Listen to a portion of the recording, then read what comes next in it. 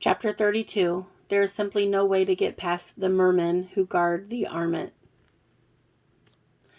Despite the sturdy marble walls that define the palace, the same integration of jungle and urban domain exists inside. I felt I was entering the San Diego Zoo when I was met with monkeys and macaws, orangutans, and even a zebra. Just don't try to climb on its back, the attendant admonished. He doesn't like that. I tried it once, she said with a smile. The look on his face said, I don't climb onto your back, so stay off mine. I apologized, and we've been friends ever since. Our attendant was a normal-sized human, so I asked her how long her family had been living in Via Cuthua. Oh, we've been here since the beginning, she said. There are family members in my ancestry who lived above ground before the Pleiadians hid themselves from the surface dwellers. There are even Pleiadians in my ancestry. But you aren't tall, Barry stated. Right. Our pretty young attendant agreed. But there exists in my bloodline a recessive trait for size. My people are human-sized and we only live for 120 years. But occasionally there is a 7 or 8 footer born into our family. Everyone laughs and shakes their heads whenever this happens. Is it common to mix blood? James asked. Oh, sure it is, the polite young woman said with confidence. We don't have any taboos about mixing races. The Pleiadians used their own DNA to create human race unknown eons ago. We've been not cousins, but brothers and sisters of the Pleiadians ever since our inception as a race. There is no discrimination in the Via Cuthua. Everyone is part of the same universal soul. Everyone is the reincarnation of someone else. Pleiadians reincarnate as multiple humans, in fact. Oh, we've witnessed that firsthand, Barry said with raised eyebrows. We can test a person's DNA to determine if she will live 120 years or 1,000. The DNA test is instant and it's accurate. The dominance of Pleiadian or non-Pleiadian DNA is difficult to ferret out by simply observing the physical trait. I see, James said as we all came to a stop. Here is our bathhouse, the attendant announced. You start with this pool and work your way around. Clockwise, I finished for her. I think we got it this time. Use the sand. I laughed as I felt a tickle between my ribs. Barry smiled at me. You've done this before? The girl asked. In Alaka, Sari explained. We use the same baths. Despite generations of separation, the attendant pointed out. Fascinating. We followed the young girl just a few more paces. Here are your quarters, she announced. Saguna Ishvara believed that the chambers would like one domicile. Perhaps Ken Redmonton and Sari would like a second room to share, and James would prefer his own chamber in which he would feel comfortable entertaining a guest. She smiled knowingly at James, and I think I saw him blush. How do you know all of our names so well? Barry asked. I was in the welcoming party when you first arrived, she explained. As an attendant, it is my job to remember names. As the attendant walked away, James turned to Sari and said, I would not presume that you care to share a room. Are you happy with this arrangement? Ken Redmonton, Sari said as she took his hands and looked into his eyes. I only hope the mattress is narrow. She raised an eyebrow and her nose twitched playfully. Ken's heart leapt within his chest. Ken stammered as he said goodbye to the rest of us. I'll be wanting to bathe soon. But you all go ahead. Sari and I will establish ourselves in the room first. Everyone was smiling knowingly as we parted for our separate lodgings. Barry and I were surprised at two things. First, the room was an open-air design, single construction hut like a bungalow, but more like a tent built on a raised platform. It was well suited to the rainforest setting. Second, the bed was no bed at all, but a thin mattress on the floor as one might see in the Far East. The bedding was unusual as well, with thin blankets of the softest material. There were no bed sheets. The pillows were made of some kind of moldable material that expanded and constricted to perfectly hold the user. We could mold the pillows like clay, but extremely lightweight clay. They, too, were soft to the touch. Barry and I decided to bathe first and then lay down for a short nap. We made our way to the bathhouse and we were relieved to find it empty. We removed our Alakian clothing and placed it on a bench. This time I was sure to make full use of each pool, scrubbing, soaking, sitting beneath the waterfall, with my muscles soaking up the salinated waters, my feet exfoliating in the sand pool. I felt like I was visiting a world-class spa. The trials of the hike and the fall in the Himalayas were a distant memory. We found clothing already provided near the exit of the bathhouse. Barry chose clothes that fit his frame and helped me to do the same. 3 other sets remained. A smallish set for James, a larger set for Ken, and an even longer set for Sari. I'll bet Ken never imagined he'd be dating a girl even taller than he is, Barry said as he held the clothes up overhead. She isn't too much taller, I pointed out. Ken is pretty tall at about 6'2". Sari is what? Maybe 6'6"? Closer to 6'8" to my estimation, Barry said, shaking his head in relative disbelief. But she's a real looker. I had to admit he was right. Kama's easy on the eyes, too, I pointed out. Sensual like her mother, Barry suggested. Yes, especially well connected to her femininity, I said. She's probably only about 6'6", but she sure looks tall next to James, Barry said. She must have more than 8 inches on him. We walked back to our hut as we continued to talk. But isn't it strange that we have a height discrimination in our culture? What difference does it make, really? True, Barry agreed. It's a strange taboo.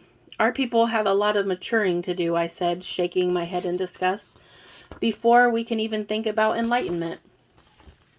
Barrington stopped moving and became unusually still. Because I felt like the only cause of ripples on an otherwise placid lake, I stopped breathing and returned Barry's stare. He spoke slowly and quietly, saying, "How about that hypnosis session, eh? Vishnu announced that your father is being reborn?" My heart filled with warm saline as I sat down, feeling especially heavy. How does it make you feel, Ruby Endicott Chambers, to know that your father is being reborn to Nara woman Alika? It makes me want to cry, Barry, I said to him with wet eyelashes. But why? I have to let him go, I said. I have to set him free so that he can live a new life. I paused and wiped a tear away, but I didn't just hear Vishnu's words in my ear. I felt them in my chest. My father doesn't need my regret. He needs me to let him go. Can you? Barry asked as he sat next to me and took one of my hands between his two. He was still looking into my dripping eyes. I smiled and nodded, feeling a piece of myself dying. I swallowed back tears and then sighed. I need to hear Vishnu's words, Barry. I can lay his burden down for my father and for myself. Barry held me while my breathing returned to normal, and then we prepared to lie down. As Barry and I settled in for a short nap, I thought about Alika. What must Sari's father think of this expedition? I wondered to myself. Has she contacted him? These thoughts were keeping me from my slumber, so I told Barry I'd be going out to find Sari and talk with her. In his comatose state, Barry just grunted acknowledgement, and I slipped from under his arm. After donning my silky toga, I walked a short distance to Sari and Ken's hut and knocked on the structure. Hello, I said quite loudly. Anyone home? I got no answer, so I walked to the bathhouse, thinking I might find one or the other of them in there. Again, I knocked on the exterior wall. Hello, Ken, Sari? Ken shouted back, "It's okay, Ruby, come in." I entered and saw Ken mostly submerged in water. "I'm sorry," I said to him. "I was looking for Sari." Just then, Sari emerged from the water beside Ken. The cleansing water soaked their hair and streamed down her pretty face. She was smiling and giggling as her perky breast broke through the water's surface.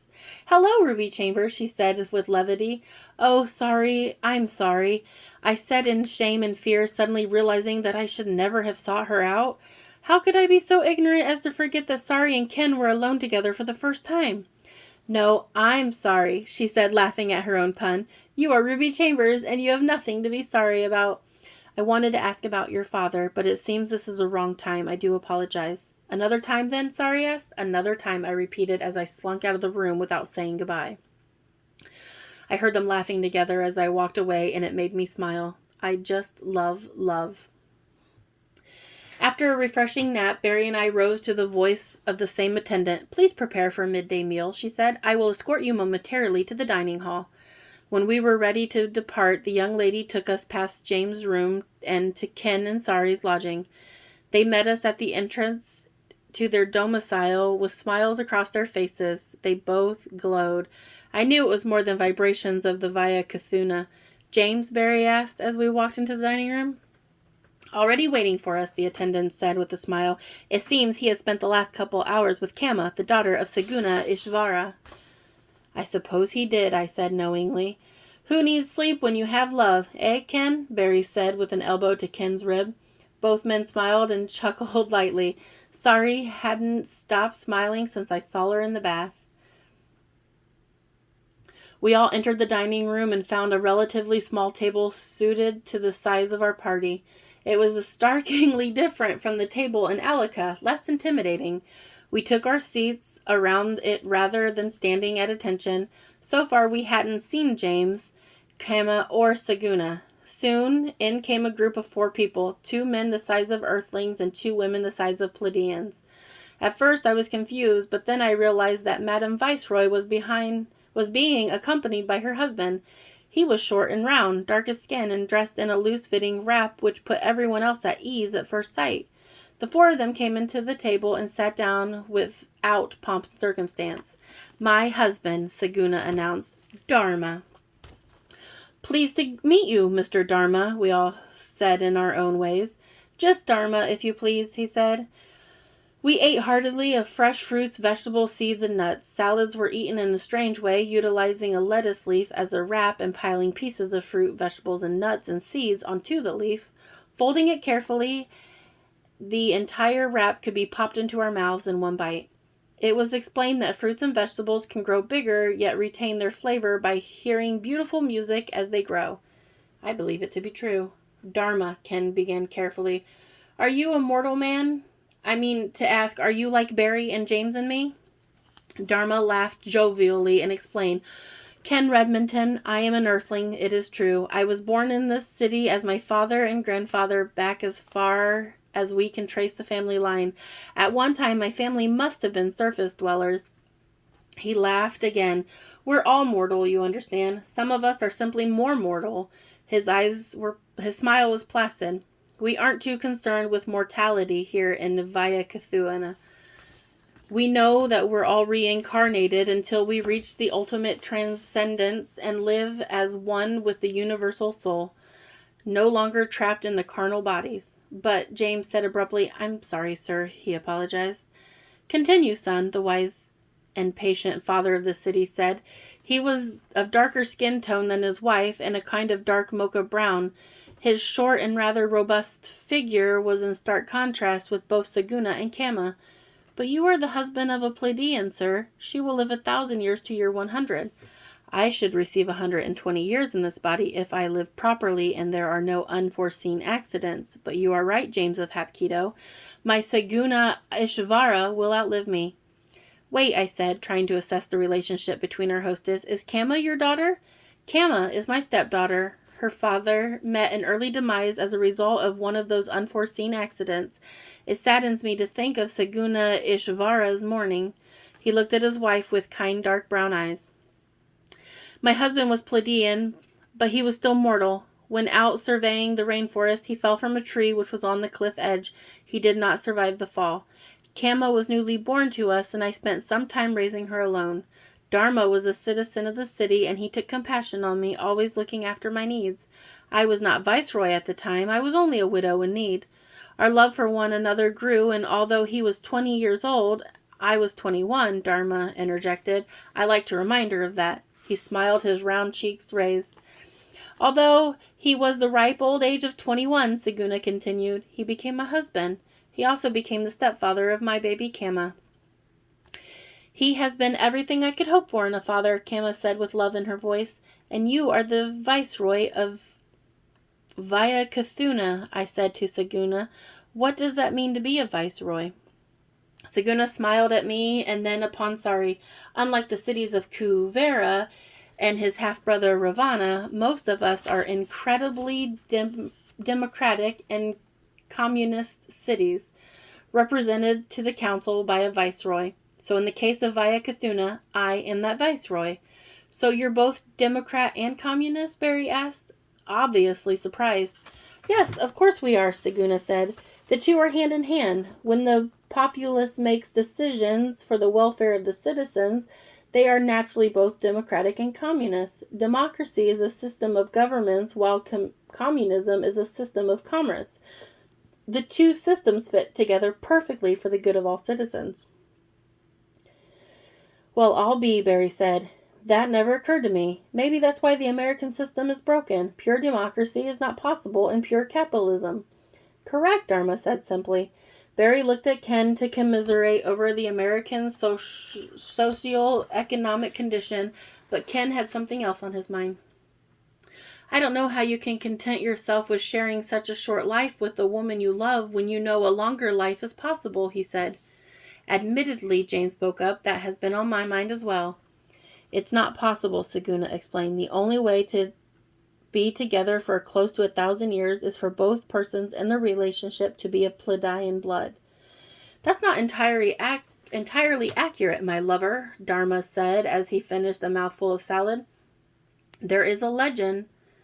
Oh, the legend, Saguna said. I wish you wouldn't have learned of it. The legend has not been proven. Please, James pleaded, tell me about this legend. I simply must know. James looked more intent than I had ever known him to be. His crew cut looked extra high and tight, and his eyes narrowed. There is a legend, Dharma explained. That magic potion is located on the sea floor near here. It is the armpit, and it can give a human the lifespan of a Pleiadian. Dharma rolled his mouth into a grand smile, and his dark eyes fairly swam in their sockets. Why haven't you found it? Ken asked. Oh, we can find it just fine, but it's guarded by the mer people. Having made the revelation, Dharma pulled the tufts of his hair on the side of his otherwise bald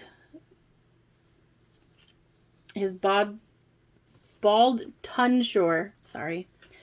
The mer people, Barry asked.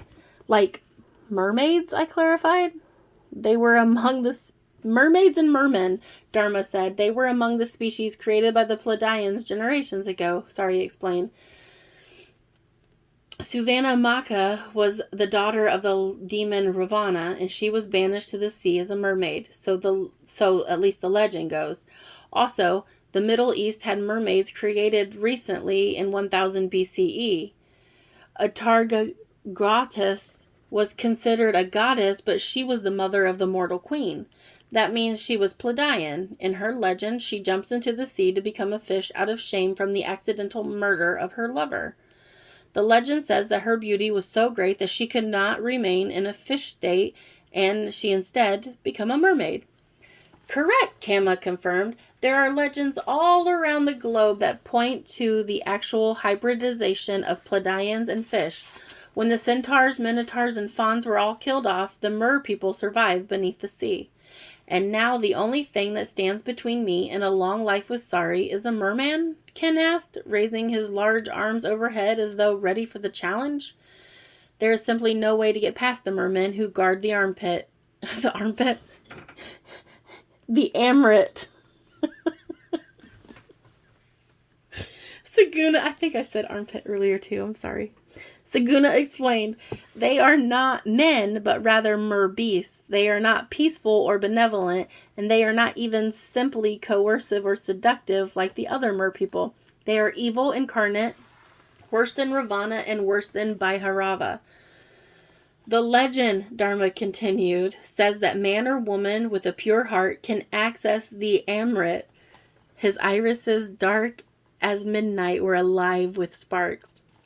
The same legend, Saguna said curtly, says that no mortal can survive the dive. She looked at Dharma as though reprimanding a child. The depth is navigatable, but no mortal can hold his breath long enough. The mer beast will not permit a man who uses artificial apparatuses to make the dive. They will kill all the men who tries. Dharma conceded. James and Ken looked at one another with furrowed brows as though together they would crack the code. Enough talk of suicide, Saguna said. Let us enjoy our meal. Despite her admonition, both Ken and James were still obviously preoccupied with the dive. Tantric breathing, Dharma said to James with a wink. Stop it, Saguna said with a frown, and not another word was spoken about the legend. Oh, our poor friends, Ken and James, were indelibly marked, vexed, one might say, by the legend of the Amrit.